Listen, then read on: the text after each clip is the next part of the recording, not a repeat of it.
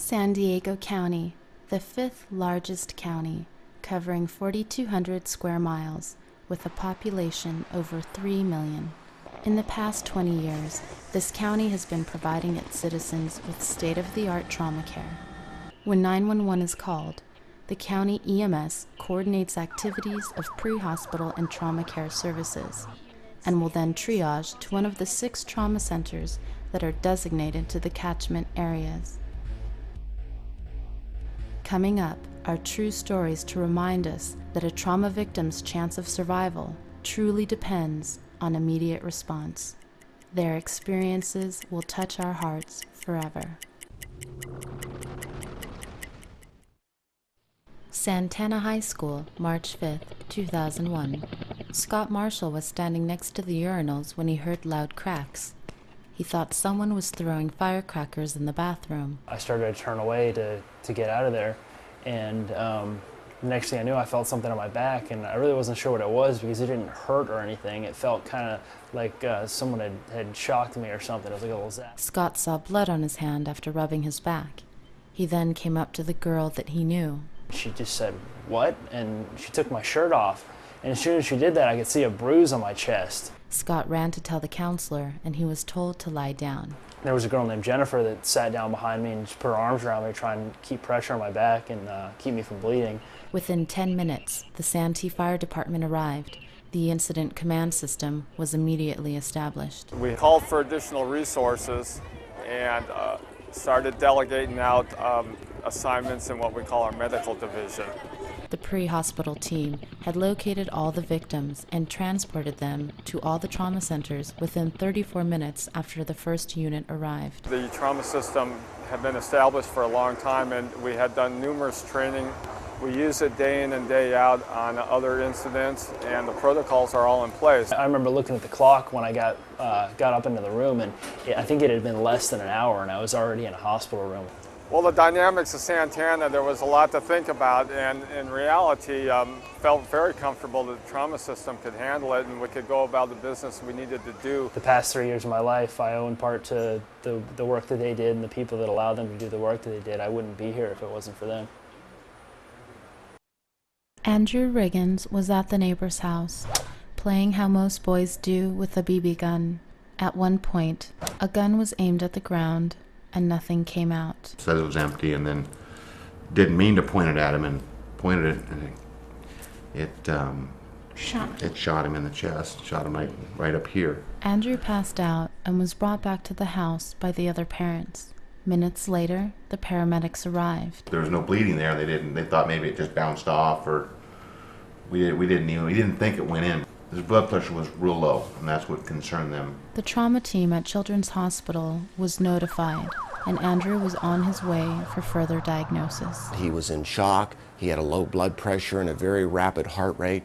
We recognized that he had been shot with a BB gun in the left chest. What the trauma team discovered was more serious than what Andrew's parents had expected. The doctor said if you had waited at least 45 minutes to an hour longer, we may not have been able to save him. We immediately took him to the operating room where a cardiac surgeon was available, Dr. Jolene Crete. We opened his chest, we traced the projectile through his lung, literally through his heart, coming to lodge in the heart muscle. We were able to control the bleeding, remove the BB. They call him a miracle boy. Because they said 1 millimeter either direction, and he probably wouldn't be here today. Andrew is very thankful for all the treatment he received. There were so many doctors that were constantly going to visit in his room. And the nurses, the staff, everyone was very wonderful, very caring. I mean, we never lacked anything because all we needed, we had. 13 years ago, Mark Feast was looking for a permanent job that would provide security for his pregnant wife. That day, he took a temporary assignment and hoped it would lead to a permanent position in the Postal Service. I was delivering mail. I was in a Jeep and delivering mail, stopped on the side of the road, and a car veered to the right and hit me from behind. And that is all he could remember. Mark was brought to Scripps Memorial by a pre-hospital team where Dr. Brent Eastman and his trauma team were waiting. He sustained multiple injuries, the most severe of which he injured his spinal cord, and he was paraplegic from the moment he came in. Mark's injuries had resulted in 2 areas of intervention. The most immediate was the exploratory laparotomy to take care of his ruptured spleen. The second intervention was by our spine surgeons. The spinal cord was damaged and he was paralyzed. I spent a lot of time in ICU, 5 weeks I believe, because I kept spiking the temperature, and I had 6 different chest tubes draining different infections. It wasn't a matter of one doctor or one nurse. It really took an entire team to care for Mark. I wasn't aware of all the problems that I was going to face. My daughter, she gave me reason to live where I didn't think I had any. Now I realize, I mean, I'm lucky. I'm lucky to be independent. I have my arms and the function I have thanks to this hospital and their efforts, and for all that they did. I can't thank them enough. 18-year-old Jose Alvarez was at a house party. He was volunteering as a bouncer and drove away some uninvited guests.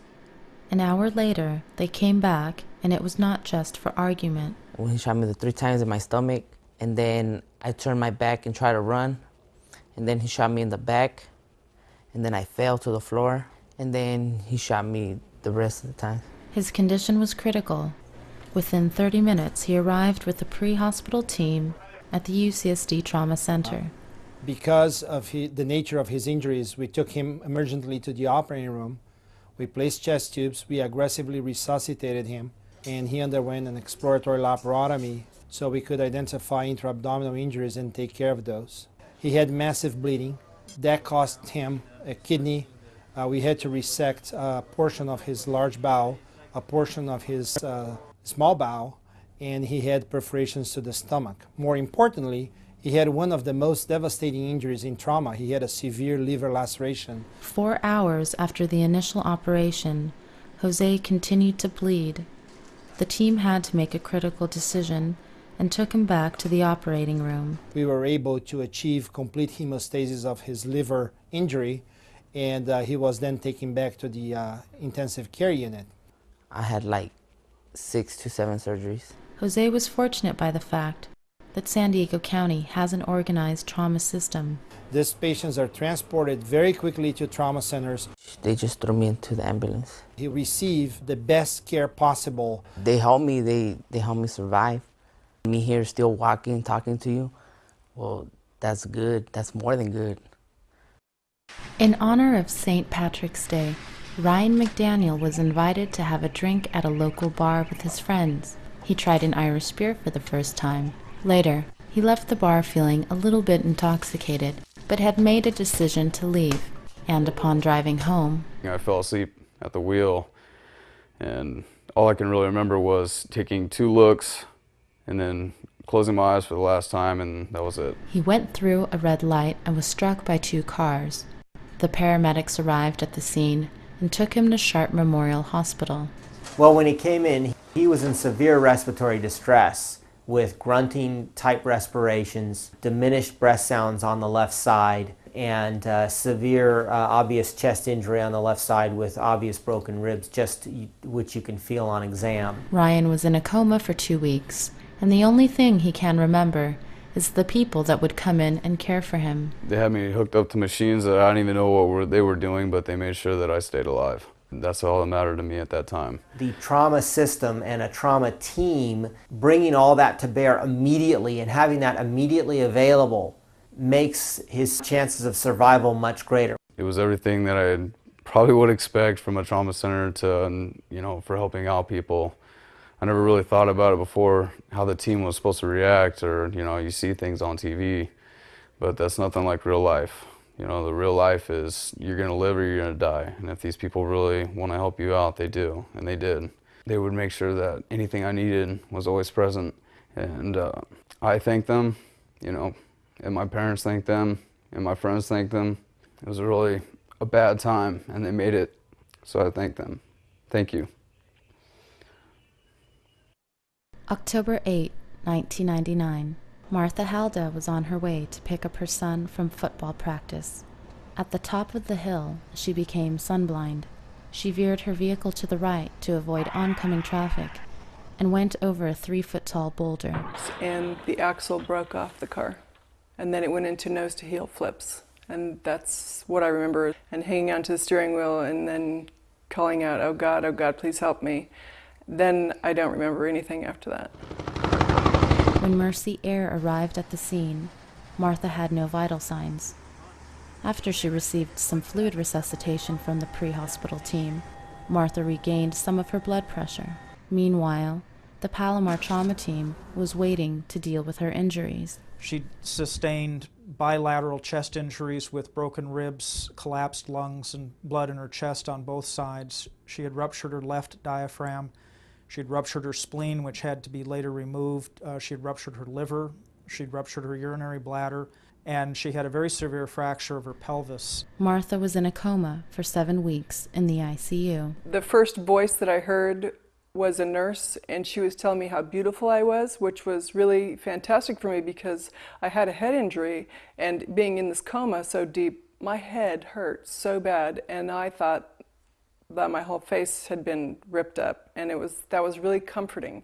She really represents what the trauma system is designed for. We're just really lucky that a lot of their scientific talent is from hard work, but I know that they're also really blessed that they have that knowledge and that they can extend it to the rest of us. I definitely wouldn't be here, and my sons would have lost their mother at a really early age. September 27, 2002. Julie Valassis and her 2 children had made a quick stop at home before heading out to another place. So we were going at a pretty rapid pace. I had to get everybody out of the car, change clothes to get to my daughter's fall festival. They were in the house for a brief moment. That's pretty much the last memory I have, because I did leave my keys in the door of the house in the rush of, come on you guys, everybody change. Julie does not remember confronting a carjacker through the passenger window and holding on to the moving vehicle until she fell off and struck her head against the pavement. She was unconscious when the paramedics arrived, and minutes later, the trauma team at Scripps Mercy was in full alert. Well, when she came to us, she was critically injured, and in many ways, her life was in direct jeopardy. She's exactly the kind of patient that our trauma system was designed to treat. She needed us immediately. We had to place a monitor to measure the pressure on her brain. We had to do a variety of maneuvers with medications, with techniques we used to keep the swelling down, and then ultimately we had to actually open up the brain and relieve the swelling and leave room for her brain to swell. That's a very tough situation. After the brain surgery, Julie slowly emerged from her coma and regained her consciousness.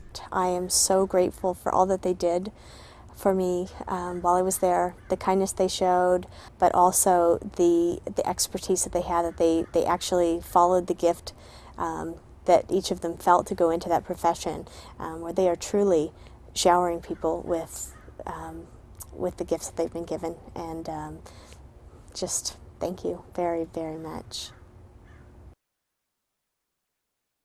The concept of trauma system did not happen overnight. It took years of hard work, dedication, and understanding to develop what is known today. In the early 70s, Dr. Dick Virgilio, fresh from his experiences in Vietnam, was moonlighting for extra income at the local emergency rooms. He began to see these trauma patients coming in. And patients would die needlessly because I couldn't do everything. And I couldn't get the help in there because the hospital wasn't set up for round-the-clock coverage. When Dr. Virgilio started talking about preventable deaths in the hospitals where he was a surgeon, and how if we had an organized system, that those patients could be saved. And that led to the study done by the Hospital Council and the Medical Society to document the care of trauma patients in San Diego County. And that's really where the momentum took off. At that time, Brent Eastman, Steve Shackford, everybody a lot of the surgeons who were really interested in developing a trauma system all started working in their own areas. Many refinements have been made to the trauma system during its 20-year existence. Medical Audit Committee is a place where the trauma team from each center meet once a month, presenting morbidity, mortality, and identifying the cause of death, whether it was preventable, which is a very important part of getting the quality of care to where it is today. They're one of the most intricate, advanced trauma systems in the country, and to be part of that team is the most grateful experience you could ever have. There's very few places in the country that are able to match that. We are a team who come together every day and every night to work together in a collegial way to care for injured patients. We answer the bell 24/7, 365. We're the only pediatric trauma center. We are here to serve the community. But we also want San Diego to know that it's a lot of hard work and a lot of sacrifice and a lot of commitment on the part of every trauma center to be a trauma center. Everyone deserves trauma care. A system that works because each provider, hospital, and government agency remains committed to this alone. The success of the San Diego trauma system is not a secret. It has been studied by outsiders. We have even doubted our own system from time to time over the last 20 years. Success always returns to the same principle. Work together to be there for the patient no matter what new challenges bring. This alone, after 20 years, has not changed in San Diego County. You've seen several examples tonight of what this results in. I'm confident that if we stay focused on this responsibility above all, that we will be celebrating the 30th and the 40th anniversary and celebrating the same great success. The trauma system is the most precious gift given to the citizens of San Diego County and cannot be taken for granted.